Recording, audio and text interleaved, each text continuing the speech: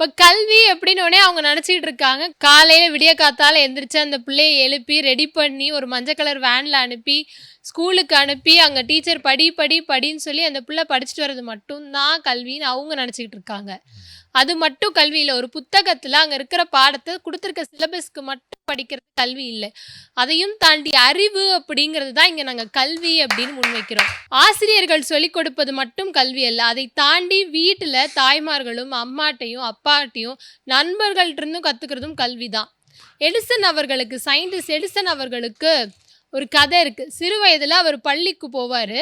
இப்ப பள்ளிக்கு போகையில அவர் ஆசிரியர் என்ன சொல்றாங்க, பள்ளியில அவர் ஒரு ஒரு ஏ கிரேட் எடுக்கிற ஸ்டூடெண்ட்டோ ஒரு டாப்பரோ அப்படி கிடையாது. ஒரு சாதாரணமான மாணவன். அதுலேயுமே அந்த ஆசிரியர் என்ன பார்க்குறாங்க அப்படின்னா, அவரால் நான் சொல்லிக் கொடுக்குற எதையுமே ஒழுங்காக கற்றுக்க முடியல, அவனுக்கு எதுவுமே சொல்லிக் கொடுக்க முடியாது அப்படின்னு ஒரு ஆசிரியர் முடிவு பண்ணி அவரை பள்ளியிலிருந்து அனுப்பிச்சிட்டு அவங்க அம்மாவுக்கு ஒரு கடிதம் எழுதுறாங்க.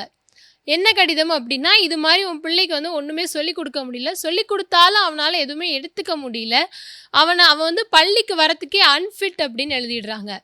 ஆனால் அதை பார்த்த அந்த தாய் என்ன பண்ணுறா, அதை அவர்கிட்ட சொல்லாமல், இல்லை இல்லை நான் சொல்லிக் கொடுக்குறேன் அப்படின்னு அவங்க வீட்டிலே அவருக்கு ஒரு லெபார்டரி செட் பண்ணி அங்கே அவர் கற்றுக்கிறாரு. இது எதை சார்ந்தது? அறிவு சார்ந்தது.